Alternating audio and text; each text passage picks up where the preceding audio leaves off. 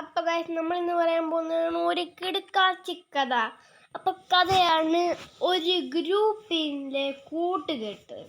നിങ്ങൾക്കറിയാം, സ്കൂൾ അടച്ചതോടെ എല്ലാവരും വാട്സപ്പ് ഗ്രൂപ്പുകളിൽ കൂടെയാണ് ചെയ്യുന്നത്.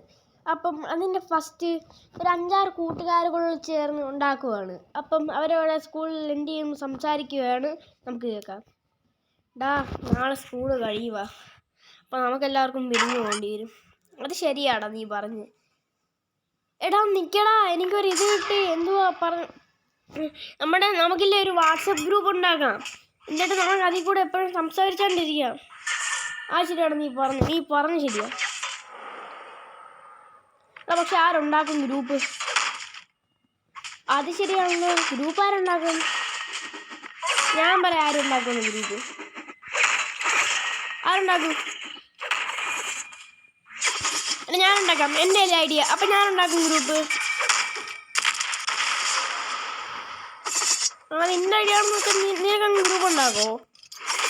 എൻ്റെ ഗ്രൂപ്പായതുകൊണ്ട് എനിക്കുണ്ടാക്കാമല്ലോ. എൻ്റെ ഗ്രൂപ്പ്, എൻ്റെ ഐഡിയ. അപ്പം ഞാനുണ്ടാക്കും. ഞാനുണ്ടാക്കും.